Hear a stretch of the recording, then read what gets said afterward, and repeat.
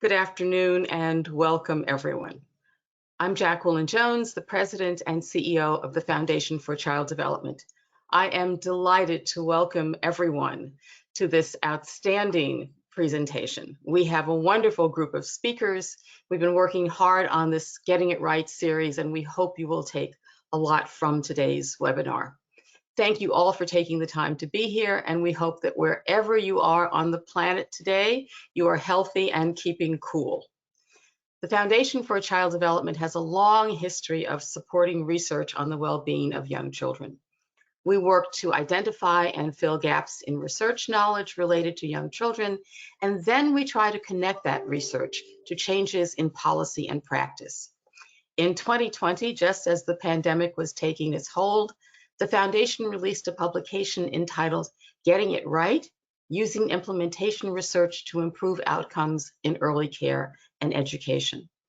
In that work, several prominent early childhood researchers asked, what do we know and what else needs to be explored to increase our understanding of how early childhood interventions are working, for whom, and under what conditions? The publication provided insights into the value of including implementation research in the study of early childhood education to improve programs, policies, and ultimately to achieve stronger outcomes for young children. The Foundation has already released a guide, an additional guide and resource entitled Getting It Right, a conversation guide for preparing the next generation of implementation researchers. And today's webinar will focus on our third publication, Getting It Right, the conversation guide for preparing the next generation of ECE practitioners.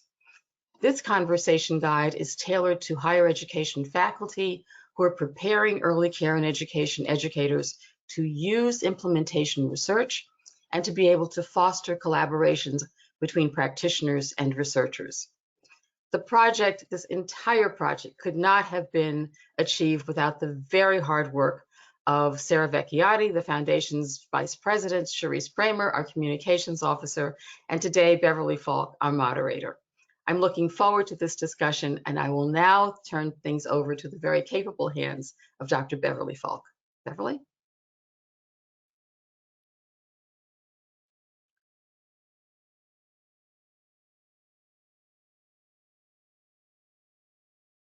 Hello, everyone, and thank you very much, Jacqueline. I hope you can all hear me. I want to begin by just wishing Jacqueline the very best.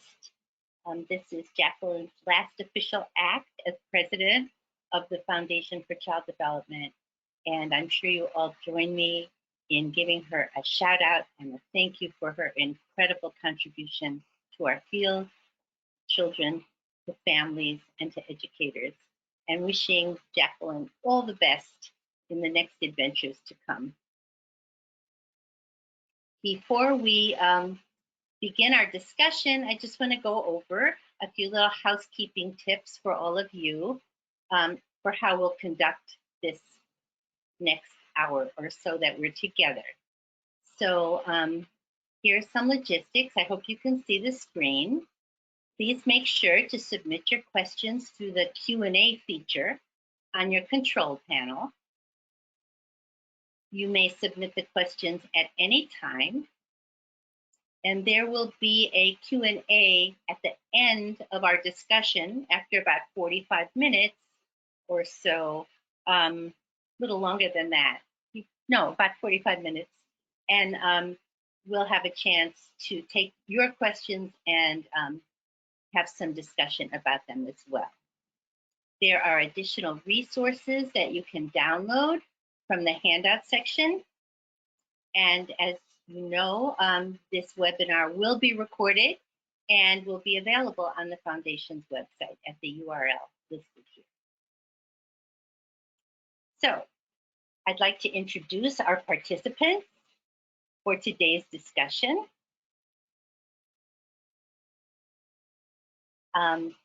I'd like to introduce Tonya Renee Durden, who's from Georgia State University. Jennifer Gilkin, faculty at the Borough of Manhattan Community College at the City University of New York. Diane Horton, faculty at the University of Oklahoma, Tulsa, and Yasmin Morales Alexander, faculty at Lehman College, the City University of New York. So welcome all. And as you know, I'm Beverly Falk, and I am on the faculty at the City College of New York, which is also part of the City University of New York. Okay, so we will begin with some questions we prepared for our conversation. And we're going to have people jump in where they have responses. And again, make sure you send in your questions, participants, to the Q&A chat box, the Q&A section of the webinar. So let's begin by thinking about a little bit about research in general, and what information has it given us to date about early childhood, early care, early childhood programs, and the effectiveness of them. Who would like to begin?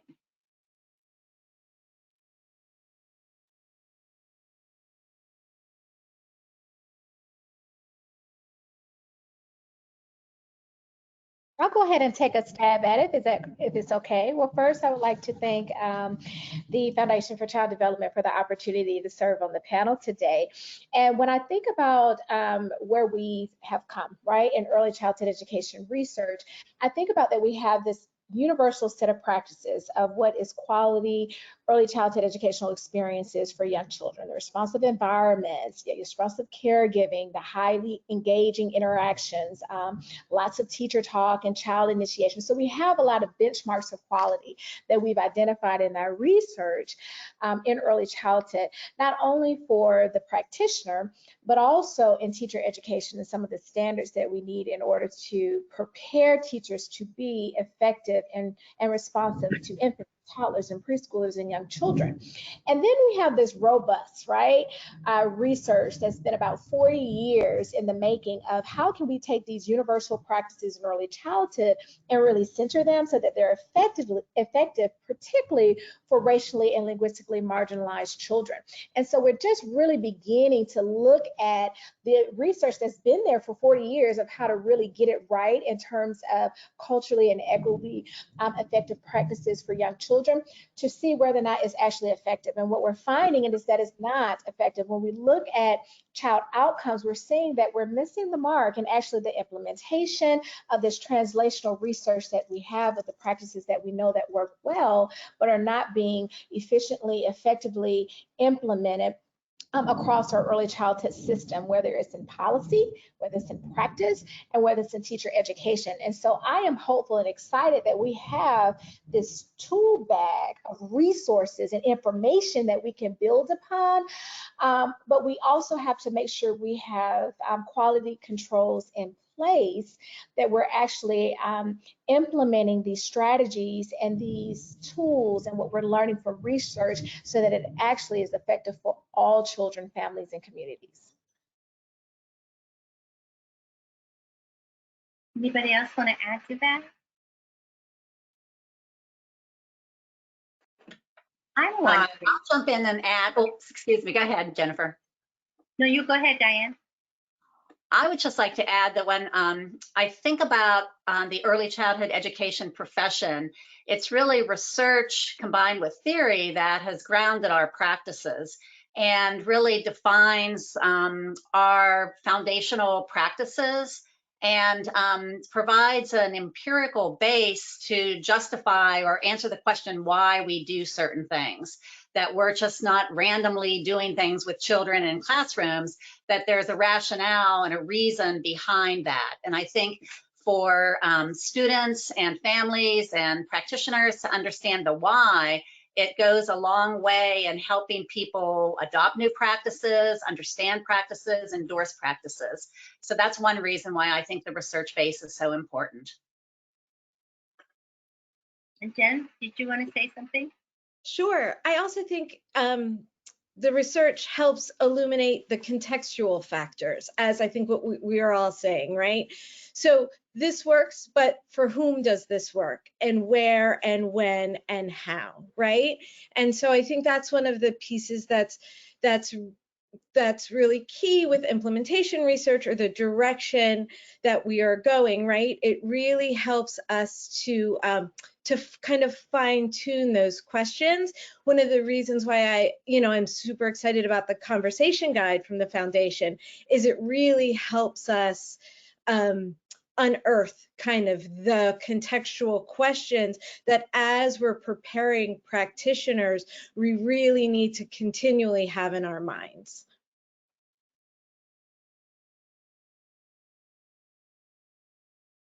Well, I'm thinking of, in addition to everything that my co-panelists have said, which I agree with 107%, my mind goes to the increasing cost prohibitive nature of early care, and along the lines of who gets to access, who has access to high quality and who doesn't.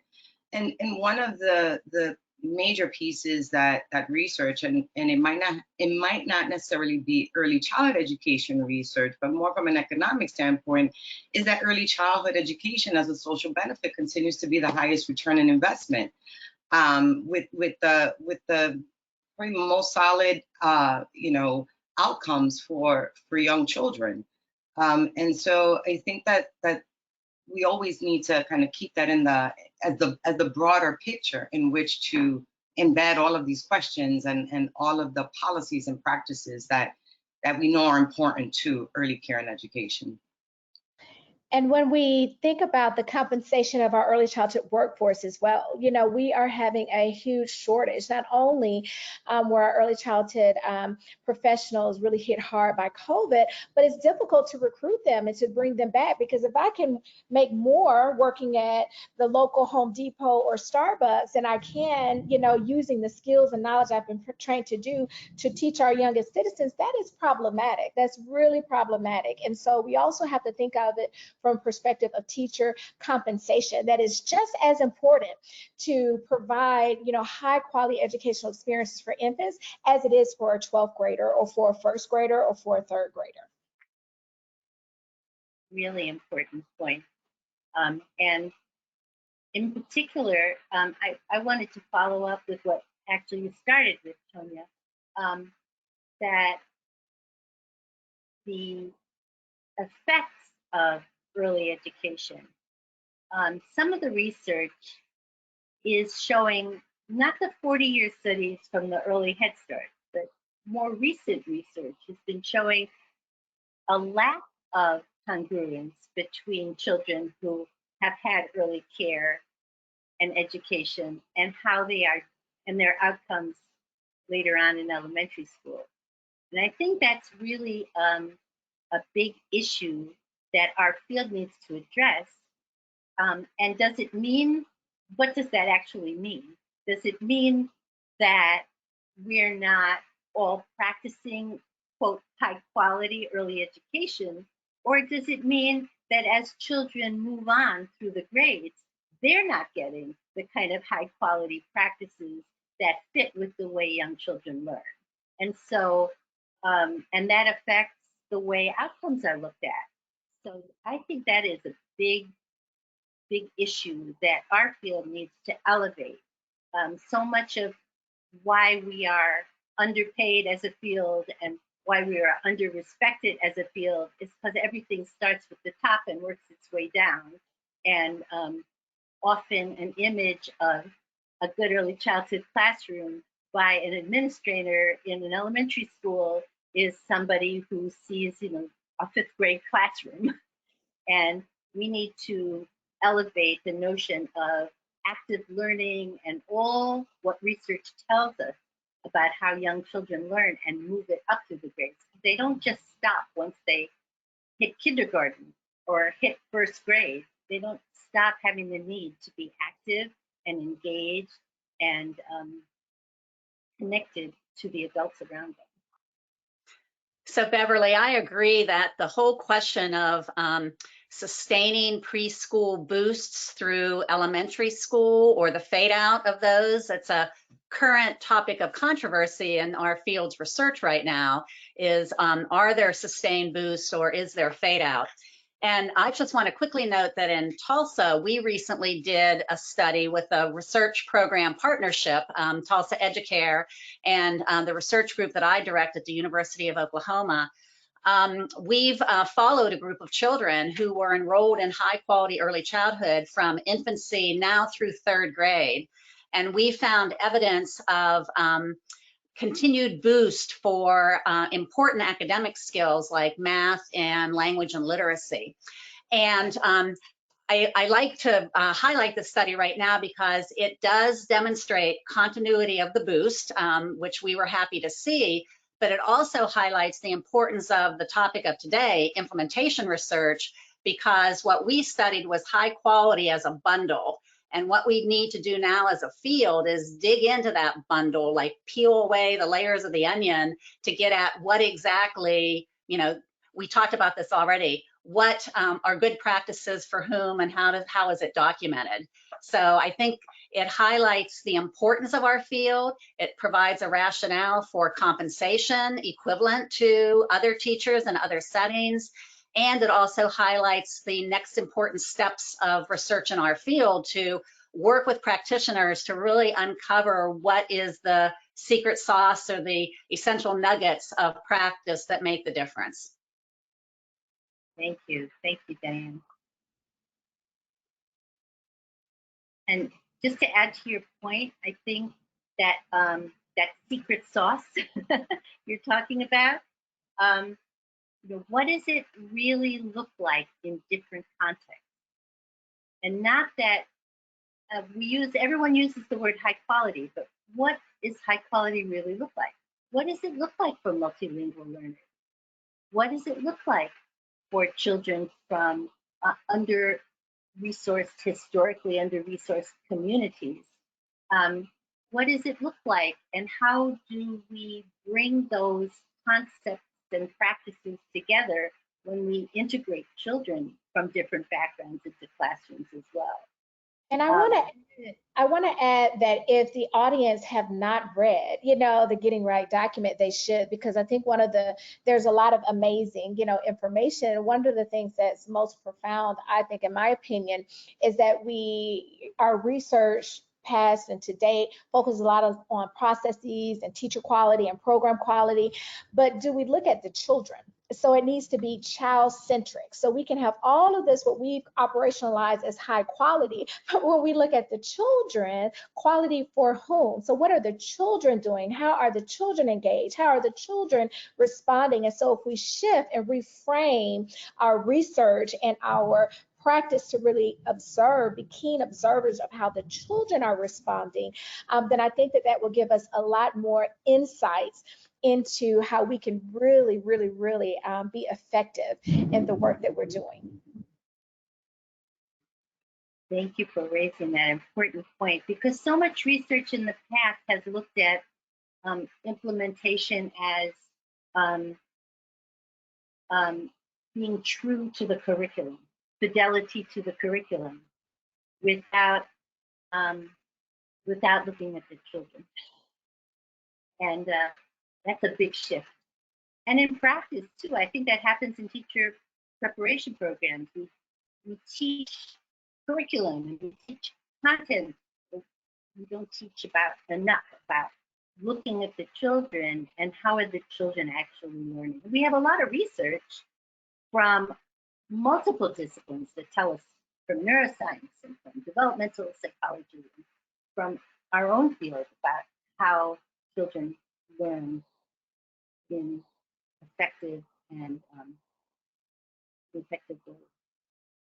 You know, Beverly, I think that in listening to everything we're talking about at this moment, you know, I can't help but think of how what we're saying is also related to, again, how we're defining even early childhood education, right? Like, you know, when we talk about, you know, infants and toddlers, right, we so much of the research, so much of the curriculum is relationship-based, responsive, consistent care. And somehow we lose that, right, as we go up the ladder, so to speak. And I think it's just, it is an ongoing debate that also informs the research and the way the research is done, with whom, how results are interpreted, and then in turn what higher ed does, right? To your point of, it becomes about how do you write that lesson, and we're like, but who's the lesson for? Yasmin, I completely 100% agree with what you're saying, particularly the impact on higher ed, right? When we're talking about infants and toddlers, we never talk about an infant or a toddler without seeing them within the context of their family and then the context of their community. And very often we lose the family and we lose the community as children get older. This implementation research in general, I think the trends with which we're talking about, what the foundation has put out, is really discussing how we're including the family and including the community and partnering to have those voices be part of it, because I think that's really key, right? Who, if not a family, should be determining what the outcomes are for a child, right? Who, if not a community, should be collectively discussing what successful means? And I think those voices have been missing in the past, but it's so exciting because there's now these opportunities to include them. Yeah, to Tanya's point earlier, when we first started this conversation, one of the things that research tells us is that, effective early childhood, high quality early childhood programming, when it's grounded in the cultural, racial, linguistic frameworks of children and families, right, serves, supports their social emotional well-being and school readiness and their outcomes in general into adulthood. And so we know that is relevant, like that happens.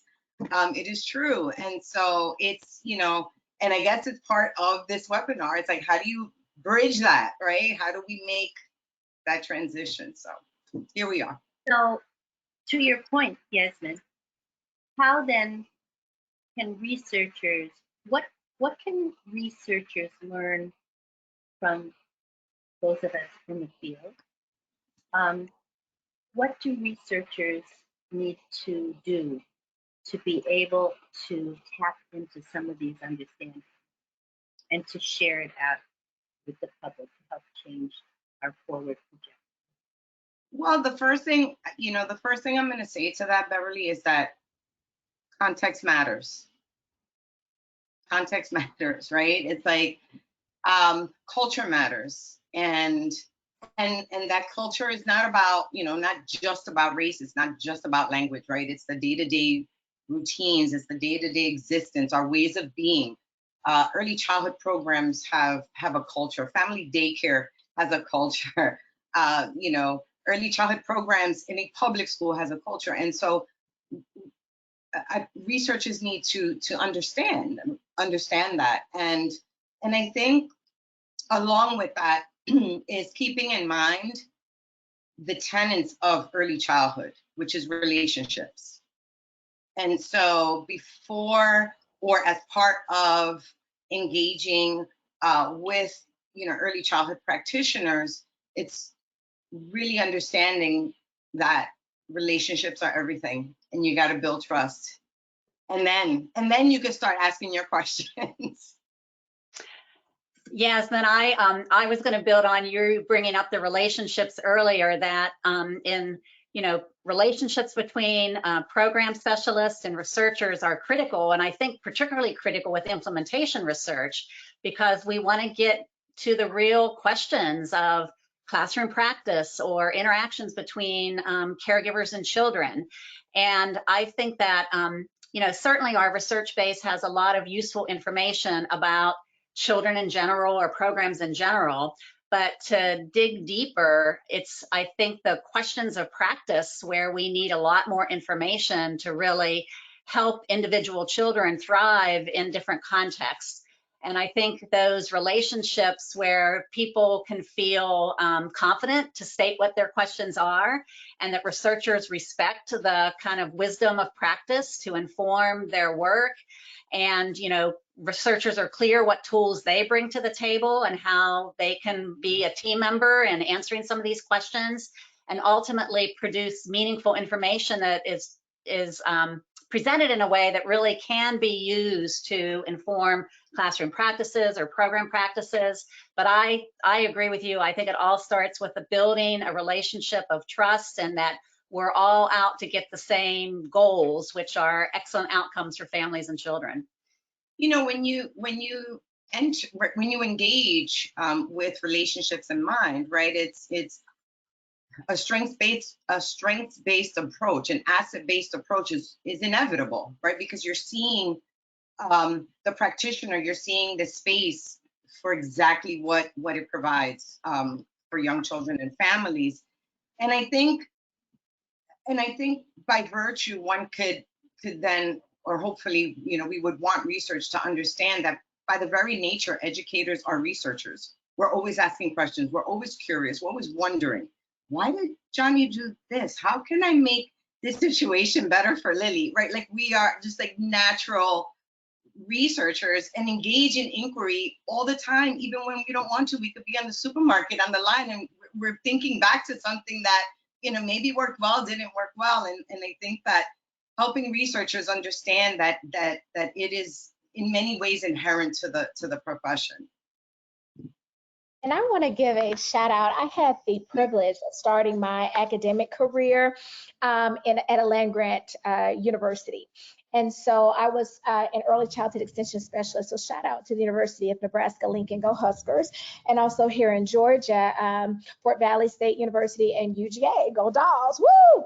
And so had the opportunity to do all implementation research. So I was trained as an early childhood extension specialist to take this complex body of research and translate it to anybody in the state who knew a child, wanted to learn about a child, was working with children. So I worked with parents and nonprofit organizations, with teachers, with policy leaders. And so I think that a big part of this conversation is making sure your particular entity is connected to that land grant university, because these are professionals that live in the community, that work in the community, and that's their job, and their role is to hear word on the street, to hear what are the issues of teachers and children and community within the community, and then go back to the university and create research that then helps to improve the lives of children and families. And so if you're not connected already to your land grant institution in your state, please do connect with those entities. When I transitioned here to Georgia State University, Georgia State University is a minority serving institute. So I went from a predominantly white institution where I was preparing teachers and working with teachers related to quality and diversity and equity. When I transitioned to Georgia State also has a very responsive model of working with a lot of professional development schools in the community. It was more of a reciprocal relationship where we were embedded in the schools, we were embedded in early learning programs, so our courses were actually in the early childhood sites. And what I found, which was really interesting from a teacher education research perspective, is I had to reframe my questions, right? Because I was now serving teachers of color and future teachers of color who were grappling with an early childhood system, policy, benchmarks of quality that did not reflect their cultural context and did not reflect their communities and the children that they were working with. And so I think we also have to think about, within this context of research, how are we being fluid and how are we also being responsive in our research and teacher education to the actual population that we're serving? Because our early childhood benchmarks of quality, many of the measures are very much Eurocentric. They're very much focused on this Eurocentric focus of quality and of engagement, family engagement, child engagement, very individualistic. The teachers that I were now training and working with in the community and also in the classrooms where I was teaching are more of a collectivist, type of perspective. And so how can we really shift our methodologies? How can we shift our research, our questions, our ways of collaborating, put aside our professional egos so that we are the learner as we really grapple with these tough questions that we are faced with? Yeah, you just, to add to that, Tanya, I mean, even the notion of developmental milestones is based on a white middle class, right, framework, and and so it literally from A to Z, I think that what we keep coming back to is grounding implementation research into the families and the communities in which it is intended to represent. Thank you You know, so it much. raises in my mind a lot of like pipeline issues of getting more diverse researchers doing the work. And that will, help reframe the questions or target different questions than have been asked so far, and to give more and different perspectives. So I know there are a lot of initiatives, but I think that a lot more work could be done there to really diversify the workforce in higher ed and research in general. And Diane, I really think it's the role of higher ed also to kind of push back on what research has been and lead the way in developing these partnerships to what research can be and should be, right? I think we've had a real single lens for a long time around what gets published, what gets disseminated. And so I think in, being in higher ed, one of, as early childhood educators, one of our jobs is to advocate and push back, right? Advocate and push back and say, wait a minute, what, right? Is this answering the questions of our practitioners? Is this answering the questions of our families? Is this what our communities really want to know? And if it's not, then this is not where we should be putting time, energy, and money, right? And I think that that's a really important role for higher ed to consider. And I don't know why we take the human out of our early childhood workforce and our out of our researchers. We just recently, well, a couple of years ago, got a grant to increase the quantity and the quality of diverse early childhood professionals to the field to go on to get their four-year degree. And we had a substantial number, of teachers that were working in the field, teachers of color that wanted to come on and get their four-year degree. And we had all of these different things in place to make sure that they were successful in getting their four-year degree. What we did not plan for was that they were human and that they were experiencing the same systemic institutional racist policies, predatory lending that all people in our society face, that set up additional barriers we didn't anticipate for them not only advancing their education, but also increasing their trajectory for the career ladder. And so it goes back to what Yasmin was saying earlier, is that we really need to think about the whole context of the subject. I hate to, identify people as subjects, but if we're looking at the teacher or the future teacher, that there are whole people that are within this whole context of society that's impacted by all of these isms and these barriers that are really going to impact all of the stuff we're doing related to quality, everything that we're doing related to teacher retention and keeping them in the field, et cetera. And so I found it was really interesting from our work with these, diverse teachers, that we have even more policy that we have to implement starting earlier, as early as middle and high school, to prepare them for being early childhood educators before they even get to, finishing their high school degree. And Tanya, what you said reminds me of like Jennifer saying it's like our role to push back. So Right. like in higher ed, we're kind of like known for wanting to offer the courses during the day, Monday through Friday.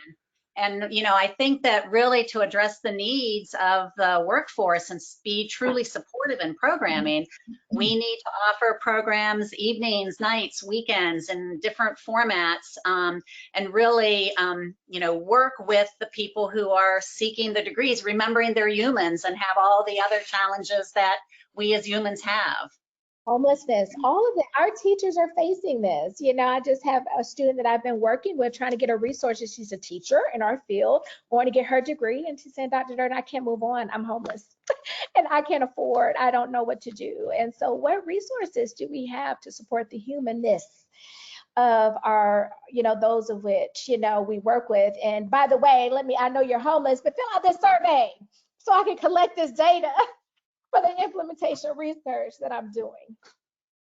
So I want to step in for a moment and reflect back what I'm hearing everyone saying, which is we have a teacher, educator community of people who work in early childhood who are generally culturally congruent with the children and families and communities they're working with, and are often experiencing the same minoritized status and the underrepresentation and under support as the communities with whom they work. And what we haven't done enough of is tap into their knowledge about their cultural wealth, their understandings of their communities, their understandings of the values and the ways of being in their cultures and languages, and that's a whole body rich with opportunity to learn. We need to listen to those folks. I know in the project that I do, which is I make videos of teaching practices that reflect high quality practices in minoritized communities and under-resourced communities. I always try to ask the teachers also what they're thinking and why they're doing what they're doing, so we can unpack it for others who don't come from similar kinds of backgrounds. But so this is important issues that researchers need to look at. How does this, let's talk a little bit more about how this relates to, we've begun to talk about it, but a little more about how this relates to us as teacher educators, and talked about offering courses in formats, times, and in ways that fit in with the lives of mostly working early childhood educators, often who have lots of challenges in their lives and who are supporting their families and facing a lot of the issues that their communities face. What can we do, A, to support their development, but also learn from the research, the valid research that's there, and also impact and have the confidence to impact the direction of the field? And how do we put that into our teacher education program? Big questions. Yes, I'd say. So just going back, just one response before this, and I think Tanya brought it up. I think one piece of it is always trying to grapple kind of with this dichotomy of being in an academic space where culturally responsive education is being touted, and we may be charged with utilizing all manner of research to support our early practitioners, yet the space we're in is not culturally responsive, right? That's to Tanya's point of like, I'm homeless, but I need you to answer this survey. So that's one thing I'll say, that's just something that exists in general, because I know part of this discussion today is thinking about the ways in which some structural inequities impact this idea of implementation research and teacher preparation. The second point I'll make about it, and this is keeping it real, right? I think faculty instructors need to become comfortable themselves with research and understanding research, right? Just me personally, I'm a qualitative person all day, every day. You give me something that's quantitative, and I start questioning my ability to translate this research to my students. So I'd say becoming, familiarizing ourselves in those ways. I think incorporating research into assignments And sometimes we think of research as something that exists maybe outside of these methods courses. But for example, I teach a social studies in early childhood methods course, and one of my students' key assignments is a community-based research. Identify a community, and we're going to develop research questions, and you're going to use the community as the unit of analysis, if you will. And of course, I'm not using unit of analysis, right? Like, I'm also using lay terms, and so that, you know, there's this understanding, like this concrete understanding. And then as I go along, then I'm helping them kind of make those connections where, hey, we just engaged in a semester-long research, right?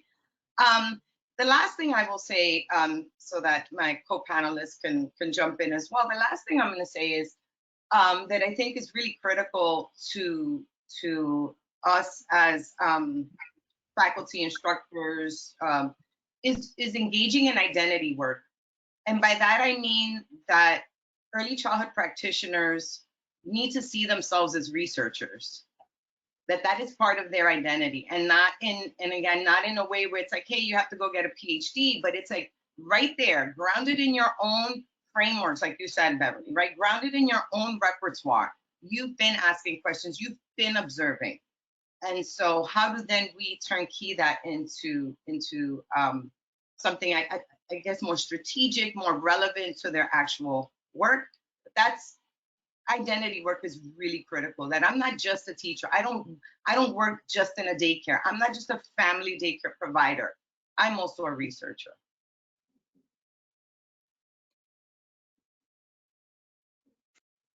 One of the reactions that came into my mind when Yasmin was speaking just now is that the Getting It Right resources are a great package of materials to boost people's confidence, to talk about, like, what is the latest, most robust research in the field? What are the open questions? What are the challenges? What are we missing? What are the huge gaps in our research? I just feel like the Getting It Right document itself and then the discussion guides are just really great resources for faculty. So I'll echo another panelist who did a call out earlier in this, that if you haven't looked at those materials, go to the website and look at them. I think you'll find them to be a great resource. And I have 3 things that I would recommend us to do in teacher education. The first is, again, humanize our teachers, that are coming to us. And we really possibly need to implement a model like your Educares and your Head Start, where we have comprehensive services and support. So it's not just the education piece, but also look at, trauma, the multiple, caregiver resiliency. So really have a whole wraparound services on hand, which means we will have to reach out to community partners that have the expertise and the cultural relevancy in order to provide those wraparound services for our teachers. So that's the first thing. The second thing I would recommend is going back to what one of the other panelists just mentioned, is that we have to be competent ourselves in delivering in teaching and preparing teachers to be culturally competent and equitable. And so we can't do that if we ourselves have never experienced teaching in a culturally and linguistic manner, right? So you wouldn't expect me to teach a mathematics early childhood course if I'm not a mathematics, if I don't have the pedagogical knowledge. The same with culture and language and equity, right? And so we have to hold each other accountable. So that goes to my third point, is that we need benchmarks to hold one another accountable. We can say all day about equity and about diversity and about high quality, but if we don't have observations, scales and measures that actually hold us accountable, not only as faculty, but also as our future workforce, then it's just not going to occur. And so I want to send a shout out to my colleagues, Dr. Yoma Ruka, Stephanie Curitan, and Shana Rochester and I are developing a tool, the access measure, which looks just at that. It looks at classroom quality as it relates to racially equitable experiences in the classroom. Thank you for that, because that's so important. And I think it adds, or the piece that I'm thinking about is for us as higher ed to also open up our own interpretation of what is expertise and being brought into the classroom, right? There are lots of entry points and ways for early childhood professionals. And when they come into our classrooms, they bring a lot of knowledge with that. And for us to be really open to the multi-tiered or multi-step system, in that, as Yasmin said, that identity journey of becoming a teacher researcher, right? Whether that's growing up in a community, sending your child to the Head Start, then you going to that Head Start, right? And becoming a professional in that Head Start, then taking a CDA course, then going to the community college. For me as a community college professor, so many of my students are professionals, right? I have, they are professionals in the field who bring with them so much knowledge and experience. And so being able to tap into that and create a space for them to share that in a community of practice in our classrooms, I think just strengthens our field. And Jennifer, I'm so excited. Georgia State, our university senate just passed a code, which I'm really excited about, where we can now offer course credit for expertise, and for job, life skills, which is really exciting for me, because how do I tell my teacher who's coming in to take my program, she has to take an infant and toddler methods course, and she's been teaching infants for the past 15 years, Now, the barrier though, then going back to your earlier comment about how we have to be a more powerful voice at the university level. So we did that at the university, but now we have these state systems that now say, no, you cannot bring in, according to our university system of Georgia credentialing, you cannot bring in outside expertise. You have to take this course. And so we have to continue to push back and say, our field is a professional field and you need these skills and knowledge. And therefore, what this 15-year-old veteran as an infant teacher brings, she could possibly teach the course, and just also equipping our faculty with skills. And again, that's why I go back to the land grant institution, because that's a part of what we were trained to do, is how do we pitch early childhood to policy leaders that then make decisions that impact what we do at all levels of early childhood education. Tanya, that's such a fantastic point. And it leads me to another, thought that I had around the role of higher ed. And that is that as institutions, right, as, however big or however small, right, 4-year community college, to leverage their capital in the community, within the state, right, within the national system even, to kind of break down some of these barriers, right? I mean, in some ways, I'm thinking of it very broadly, right? Like in what you're saying, and also in a very local kind of way, like how many attempts to get, an IRB done in a local, in the local Department of Education. It is a bear, right? I mean, we all have experienced this. And then when we're talking about implementation research, bringing that into our work as early educator faculty, right, and wanting to really get them grounded and used to it and knowledgeable. I mean, can we get in the schools? Can we get into the places where we can see this work? And so I think that's a prime, opportunity in a space that higher ed can move along. And I think too a lot about, leveraging the capital that we have.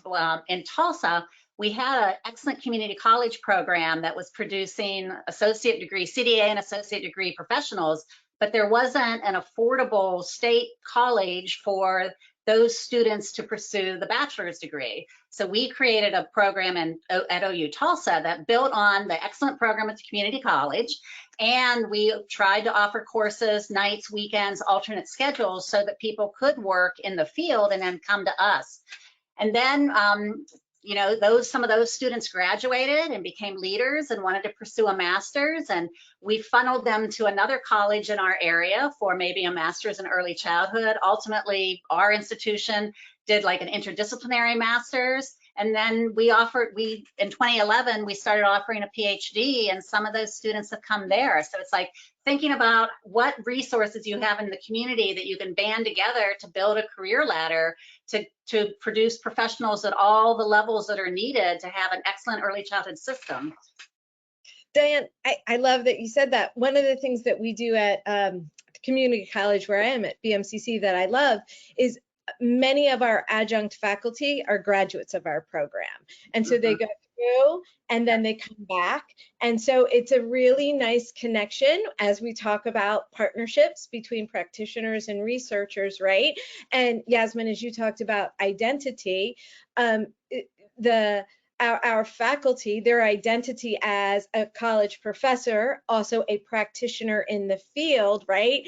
They're happening at the same time, and it's a really, it helps. Ultimately, the students benefit from that as well, which then benefits children and families. And so I think looking for those opportunities to build our practitioners. Build opportunities for our practitioners, I think is really key. One thing that we do too, just to build on that, is we often place our undergraduate students with graduates of our program that are working in local early childhood programs. And they are great at being ambassadors for letting us have information about what's going on in the classrooms that maybe needs to be addressed in our early childhood preparation program, or what are research questions that are emerging and how we need to adapt the program. So I love that, the kind of like building your network in the community and using it.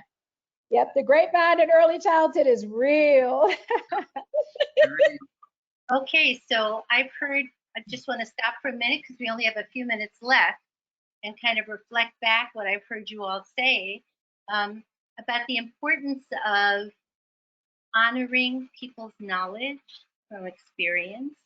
Although I would add a little caveat that sometimes the experience is strengthened by some of what the research community has learned about. Particularly, my big issue is learning from neuroscience about how the brain is actually working. And when that goes together with how people have actually had their experiences in the classroom, I think it really helps people move forward in their understanding.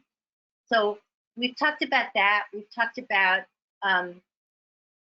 also the career pathway for early educators and honoring the past educational experiences people have had, from an associate's degree to a bachelor's degree to a master's degree to even a doctorate, that you don't have to keep repeating the course because your institution didn't teach it and you don't respect the community college faculty and how they teach it because they're at a quote lower level.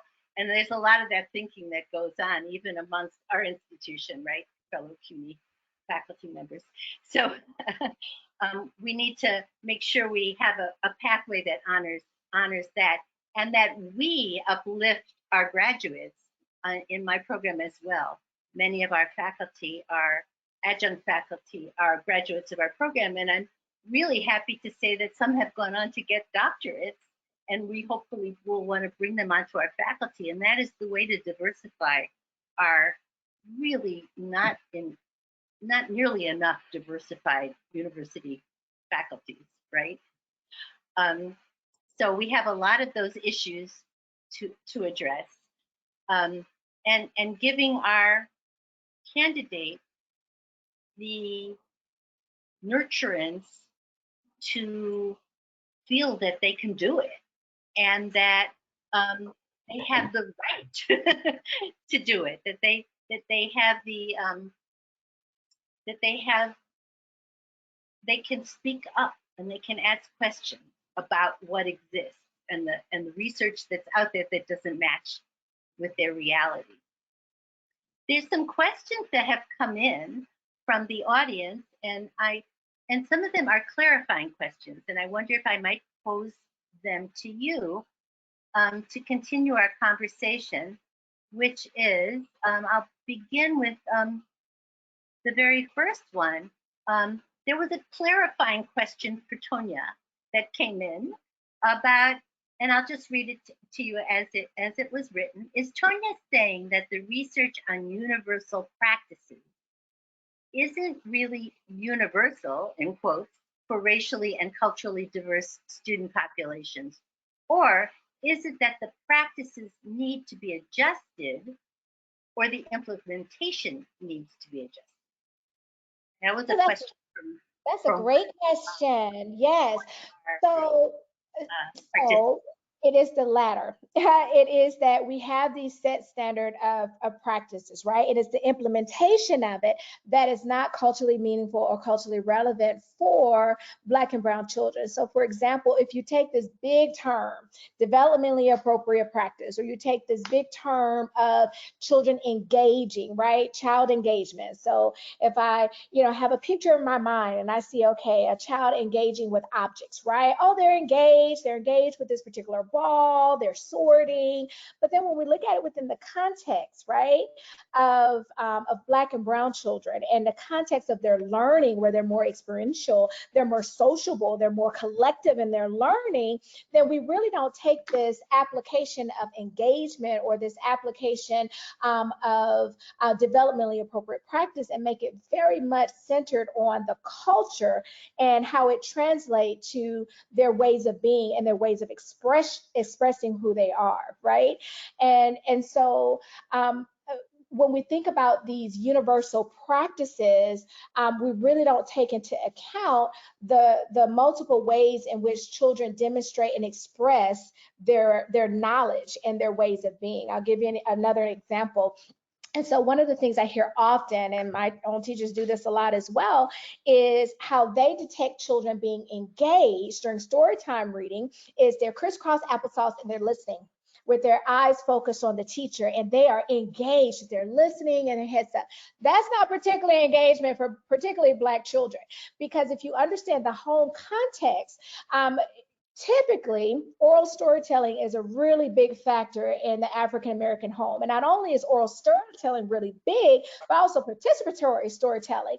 So we may be having a storytelling, experience, and we have auntie over here chiming in and cousin. And so it's this very multilingual, multifaceted experience. So when I get into an early childhood classroom, and I have to first sit crisscross applesauce and I have to listen, and I can't chime in and use my voice and my language and my input, then that's not culturally connected. So that best practice of highly engaging storytelling is not engaging and high quality for Black and Brown children, because that is not the frame of reference they're coming from. And so when I talk about these universal practices, I say, okay, let's dissect each practice that we have held to be, this is a supreme practice in early childhood, and then let's contextualize it for the child who speaks multiple languages, for the child who expresses themselves in different ways, for the child who comes from a collectivist, perspective.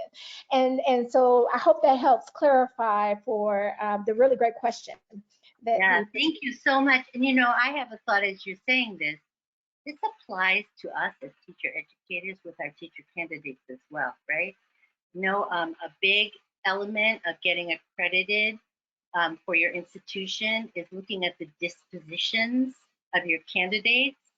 And I think that it behooves faculty to think about this cultural lens on what is acceptable candidate dispositions, because it's the same thing. It's often very much through a Eurocentric middle class lens.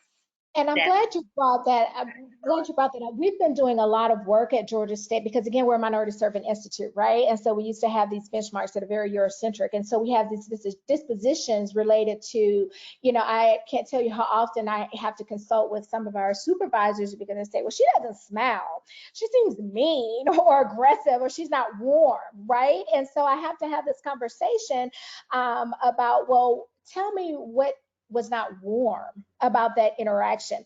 Did you observe the child? How did the child react to the teacher? And I can instantly pick up when I'm going into an observation, a teacher who has the respect and who has captured the spirit of the child, whether she's smiling or not. So I've witnessed many teachers who smiley and bubbly and have not captured the energy, the spirit, and the intention of the children in the classroom. So you are absolutely on target that even as teacher educators, we have to really think about how we've conceptualized in our mind what it means to be an effective teacher and have these dispositions to teach young children. Mm-hmm. Thank you. Okay, lots of questions are coming in, so I'm going to give you another one.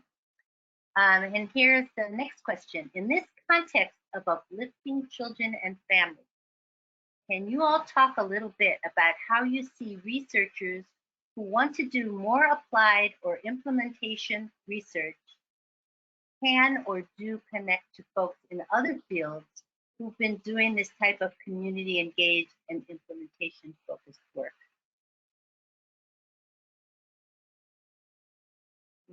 I'll jump in and start with like a general answer to that. And I think it was something that Yasmin was saying earlier that, you know, we have to think about the different cultural contexts that impact child development and programs. And I think there's a lot of emphasis today to do interdisciplinary or transdisciplinary research where we as early childhood researchers not only kind of stay in our narrow lane, but we start to get the expertise of other disciplines to help broaden our scope and understand better the different contexts impacting children, families, and programs. So yeah, I think that's a trend we're seeing in the research. I think we're seeing that trend in funding for research, that it's more comprehensive in scope, mirroring our like understanding of the complexity of child development and the transactions and interactions in early childhood programs and classrooms. And I just want to shout out the conversation guide again, because I think there are a couple chapters in there that talk a lot about that they really look into public health, I think, and some of the other research that has been more connected in the field and how that can provide a model for us. And so, you know, all of the higher ed teacher educators out there really taking a look at the conversation guide for that, I think it's a good place to start too. And I like to surround myself by smart people. And so I am a part of a network called the Riser Network. Again, the leaders are Dr. Ruka and Curitin. And it is focused on research. It's interdisciplinary research of Black scholars across the country. And we're all from different disciplines, from early childhood to psychology to health. And so we all come together to really focus on implementation, research, and policies specifically for Black children and families. And that has been such a remarkable experience because I get all of these first amazingly smart people in their respective fields, from one who's a pediatrician, you know, to a psychologist, to really grapple with these very tough, complex issues, but to really translate it to work that I can do as a teacher and that I can do with even my teachers who have children, you know, in the health system. So I think it's important for us as researchers to also think about ways in which we can form networks with other individuals that work with children and families so that we can make our research more informative, more comprehensive, and more robust. And I, you know, want to put in also a plug about the implications of doing that. We are facing a time in which we will lose, particularly Black and brown children, teachers, and individuals in our community. We know as a result of COVID, you know, we had a lot of Black and brown children that went into home care and they're not returning back. It's same with teachers who are really seeking alternative, you know, forms of teacher education. Even in our healthcare system, you know, I have a new nephew that was born on Tuesday, and my sister-in-law birthed her child at home. With family around and with her best friend delivering her baby. Why?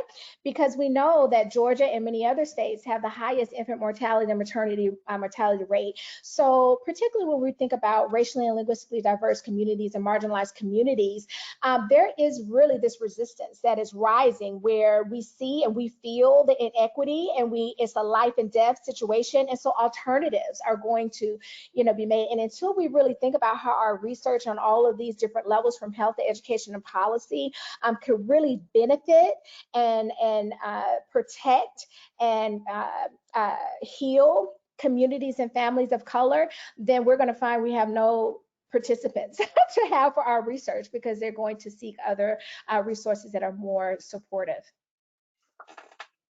There's a question that came in that relates to this larger multidisciplinary field that we've been discussing for our research partners, as well as the current situation of that we've all been living through the last few years of the surge and focus on racial reckoning and dealing with the challenges of the pandemic. Here's the comment question that came in. Given that more and more families and children are coming to us experiencing some trauma exacerbated by the pandemic, and I think by our social situation with our social political realities, how do we make sure the research can recognize this and validate how implementation has to change? The needs of the children and families have changed. Research can be a great support to help educators make those informed decisions on the care they provide. Your comments? Are we even asking the question? So first, are we acknowledging as a field that racial trauma exists? Right? So are we having that as a part of our trauma risk analysis, right? So we have to first acknowledge that teachers, communities, and children and families are impacted by racism, by xenophobia, and by all of these isms that are going on in our community. And so if we acknowledge that, then we can then make sure we're asking the research questions and that we're actually observing how this is impacting all facets of learning, children's health, wellness, and well-being. And so I think that we have to first start asking the question, what does it look like? Is this happening? Why? How is this happening? And what can we do in order to exacerbate some of the, actually highlight that is happening, and then really bring in resources, that's key word, big R, resources, to address it and to prioritize. Yeah, this made me think of a conversation that I had previous and around this idea of learning loss, right, and the pandemic, right? Because kind of just like every kind of phenomenon creates new vocabulary, new lingo, right? Achievement gap, opportunity gap, now it's learning loss. And to Tanya's point, the biggest learning loss is racism. And it needs to be couched that way. It doesn't matter, kind of pandemic, and it's certainly not to minimize the effects of the pandemic on everyone. But when it's couched in under, like, trauma and social emotional and learning losses, and let's get to the heart of what this really is about. It made me think, the question made me think about like research methods or strategies too. So in addition to making sure we're answering the question, the analysis techniques and the dissemination needs to focus on racial disparities and not average all kids together and use a group mean to talk about children in general, but disaggregate the data and present it that way and make sure the conversations are happening. Yeah, and to that point, Diane, I also think that that the same way that as researchers or research may focus on the things that are not happening, that the things that are happening absolutely must be elevated and equally highlighted. Thank you, Yasmin. Important point. And somebody's comment that came in was that, are we concerned with the wrong outcome? Too often the outcomes by which early childhood is being measured is the test score on some standardized test later on, as we discussed earlier. And test scores aren't really what all growth and learning is about, as we know. And to that point, to extend that point, another comment came in, a question: how can equity be part of the QRIS system? Is there any research your teams are working on around this, or any thoughts and comments about that?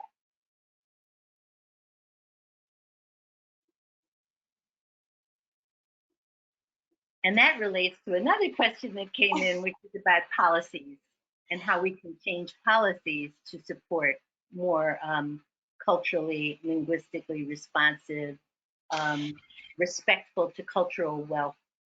So I'm just going to put it out there once again. Our current measures that we have, that many QRS systems use, do not measure culturally relevancy and linguistic appropriateness, period. It does not. Right. And so if we indeed want to be equitable, and as an Asa Hilliard would say, if we have the will, then we need to promote, elevate, design measures that do exactly that. That's it. Amen. That's enough. Yeah, and I would add, it's not only our measures of quality, a lot of our child outcome measures really need to be updated and new constructs investigated for better measurements. So I think the field has a lot of work to do in measurement. And again, us in higher ed, we can band together with colleagues who bring different expertise to the table to work on that. And I want to build upon that, Diane, because you mentioned earlier about the theories that we use. And I think a part of what I've done when I came back to Georgia State is did a complete rehaul, of the early childhood theorists, because they were all white men, Piaget, Vygotsky, Bernford, blah, blah, blah. And they were missing the voices of the recent scholars of color and women scholars who have contributed greatly to early childhood equity, diversity, and also our understanding of child development. And so we also have to start with whose voices are we centering in this work. And so I have a whole list of different scholars and women and scholars of color that I only exclusively use, because in the Akan people of Africa, Western Africa has different Ajinka symbols, and one of it is Sankofa. And so Sankofa means to look back, right, in the past to learn for the future. And so we already have, a lot of good strategies and tools that we can build upon, so we can work smarter, not harder. We don't have to reinvent any of this stuff, but we do have to center the voices of the individuals who are implementation researchers, who have been working in the community, who are from the community. My work is for particularly centered on Black education research. And so I have to pay my respects to my colleagues who does work who are, from working with indigenous populations. And so we have to uplift the voices of those who are from the community, who's doing the work, and really tap into their expertise and really think about what we're doing in teacher education, even in early childhood, the theoretical frameworks as grounding our research, because we can start off from the beginning being exclusive. To that I would also add, it's part of our conversation today in thinking about our students, right? And kind of like our little pipeline of students, representation matters. And so the same ways in which we identify students that, may come to us trying to obtain an associate, and then we say, oh, you would, here's a position, they're hiring an assistant teacher. I think you would be great for that. And then they move on and they say, oh, I'm gonna get my master's, and they come to us and turn around and become adjuncts and so on and so forth. A lot of these systems, right, are usually early childhood people, right? And so opportunities for us to identify within our pool of students that may show interest in policy, that show interest in assessment, monitoring, and those kinds of things that can culturally, racially, linguistically reflect the communities in which assessments and monitoring is so critical for it to be, grounded. So I think that there's that opportunity as well, right? Representation matters, and we know, just from data that faculty of color is, we range anywhere from 1.5% full professors to maybe 4% Latina, you know? So what's happening out there? Not enough. And that speaks to the point of having also stronger partnerships with all the levels of education, right? With the associate's degree program, the bachelor's degree program, the master's degree program, so that we feed and nourish and nurture each other. And not in a hierarchical way, but that we look for the strengths that exist in each aspect of learning. Somebody is a doctoral student who asked, do you have any recommendations for the kind of research that could be supportive of culturally sustaining practices for young children and their families? Do you have any suggestions? Like scholars to take a look at, or suggested questions? I think it's meant for a PhD student interested in developing culturally sustaining strategies for young children and families. I suspect that's a question about an area of research. Oh, well, emerging area of research that I'm really excited about is one of my awesome colleagues, Carrie Ann Escega, who's at the University of Omaha, Nebraska, Omaha.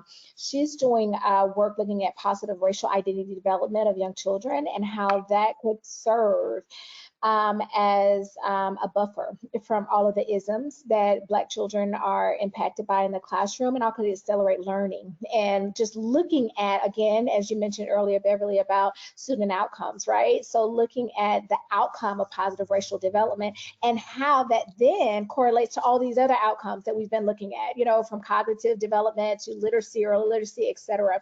And so that I think is a really amazing, you know, and we've had research, right, on racial identity development, but not a current contextual, you know, in this, you know, 2022 type of context.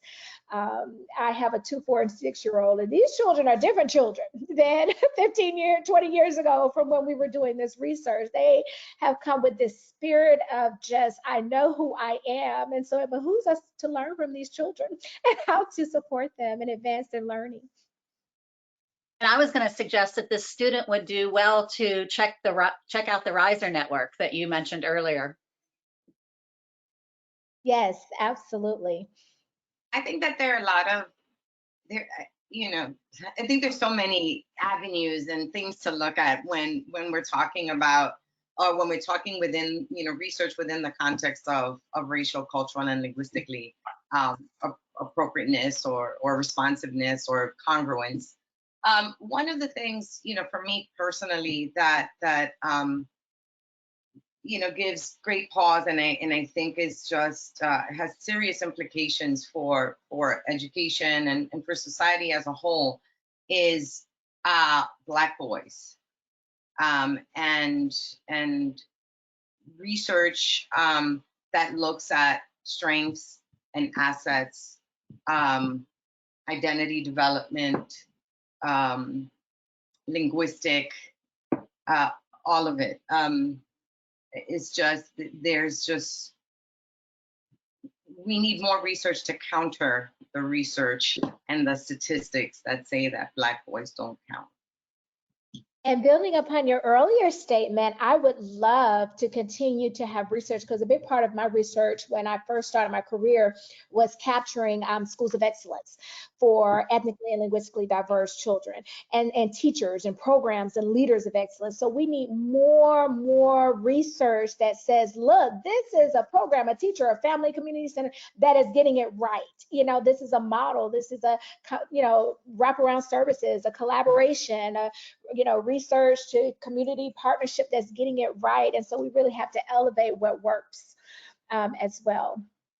I love that. And thinking also even younger, the role that family child care plays too, right? Because I think that those are really interesting, wonderful cultural communities for young children, and research that really elevates that strength. And I think higher ed can play a role in that too, right? When we're thinking about who and how and where we're putting our students, right? When we can reach across and find value in that, right? That really helps to advocate how important those services are. So I think that that's another place to look for strengths. And back to our earlier conversation about the view of our early educators, particularly in infant and toddler and home family care, and how we are looked at in terms of our remuneration for us and all the different policies that affect just how people are reimbursed and for the work that they do.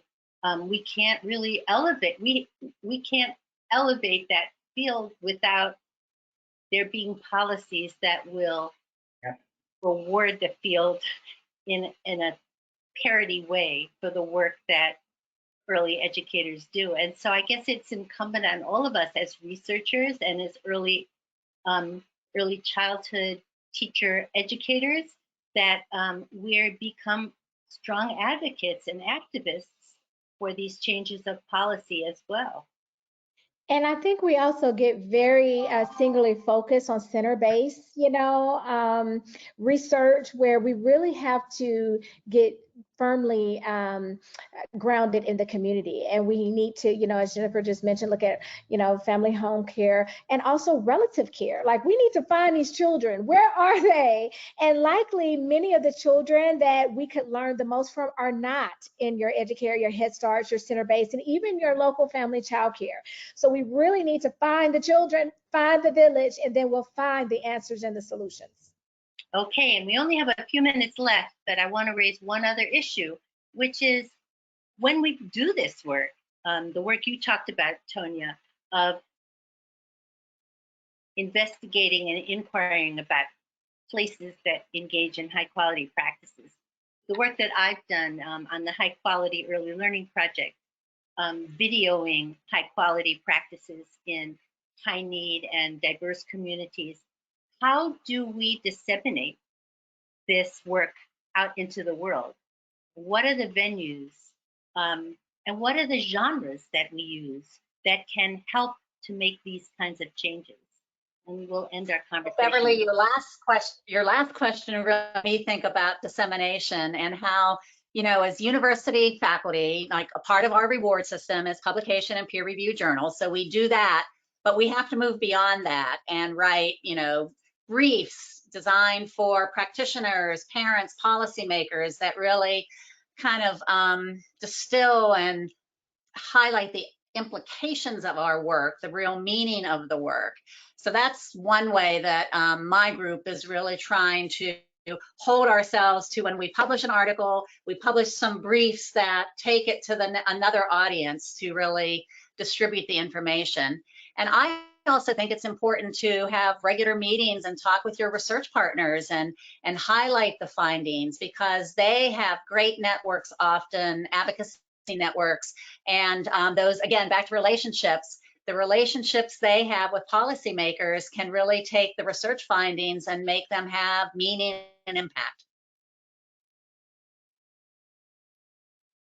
And I'll go back again to the land grant. We can learn a lot from them. I always start with the end in mind before I do any research.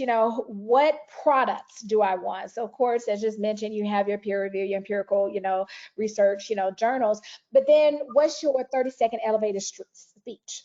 That if you're on the elevator with that Department of Ed person, with that governor, with that senator, what's going to be your elevator speech? What's going to be your tweet? What's going to be your, your Facebook handler? What's going to be, your teachable moment or the lesson you're going to teach in your early childhood, teacher ed methods course, and also what's going to be your 2-minute, speech that you're going to give to faculty of, this is the ways in which what we learn from our research that you can teach, our students. What are going to be the policy briefs that you give to policy leaders? What's going to be, the application for parents? Is it going to be a parent education course? Is it going to be a curriculum? Is it going to be, what kind of translational device? And then actually what's going to be the translation for the actual practitioner and their director and their principal. So you have to think about all of these different layers and ways in which you're going to disseminate out the main messages and the big takeaways. And if you get stuck on any areas, that's when you go back and say, okay, maybe our research didn't adequately address implication in this particular area. And so maybe it didn't capture, for example, the families, because this is really translatable to how this is applicable to families. So maybe our part 2 would be gathering more of the perspectives and experiences of families. And so that way, our research models kind of the cycle of assessment that we often talk about, in the early childhood. And that raises the point of we have to become activists also on our faculties to get our institutions to respect this other kind of work, to be a public scholar, to raise issues out into the public so that a blog post or a video created or a policy brief gets the recognition that a peer-reviewed journal that not too many people might read. And I think this is an area where we can really capitalize on like the expertise of people who are communication specialists, which none of us have that training. So teaming with people that are good at getting the message out. Researchers, we bury the lead. People that are trained in communications start with the lead. And I think that's something I feel like I've learned recently is the power of using people who are really trained in communication techniques to get the message out. Really, and your impact analysis, again, we have to make that also our accountability. So what is your impact other than, how many, the readership, or how difficult it was, for publishing, in that particular journal? What is your impact? Who did you actually reach? And we have to be able to, document that. Yeah, I immediately thought, as Beverly was kind of framing this last portion, I immediately thought of community, right? Because so much of our conversation this afternoon has been focused on families, communities, children, families, and communities, along with being responsive. And in terms of disseminating information, we do this research, right? And then we do it in particular communities with particular people, children and families, and they don't get it. And that is, in my mind, I'm like, that's so disrespectful. And so, like, when we think about it, right? It's like, I've gleaned all of this information. This community, this family, this school, this family daycare has been so gracious. And then it sits up here somewhere in ivory tower, so to speak, and doesn't get back to the people. So I definitely think that when we think of dissemination and all the platforms that we've just described, let's think about what is the easiest, quickest, most relevant and effective way or platform to get it to the community members that allow us, so, in some ways to even ask them questions. Yes. So on that note, I think we need to conclude. We've had so much emphasis on the importance of respect for the work we do, the people we are so privileged to serve, and the many, many challenges we have to keep our field and really our human community moving forward, because we are the foundational work of developing a human community. So I want to thank Tonya Durden, Jennifer Gilkin, Diane Horm, and Yasmin Morales Alexander for your wonderful thoughts and provocative thoughts for us to take away. I want to thank the Foundation for Child Development for making this possible and for putting out these powerful guides and for supporting very powerful work of practitioners and researchers around the country that is impacting not only our country, but actually people all over the world, because our work gets spread greatly. And I want to thank particular shout out to Charisse Bremer, who is a communications point person for the foundation, to Sarah Vecchiati, the vice president of the foundation. And thank you, Sarah, for bringing out all these questions to help me navigate our audience. And again, to our parting president, Jacqueline Jones, wishing you the best in your next adventures. Be safe, everyone. Take good care and go forth and do good work. Thank you.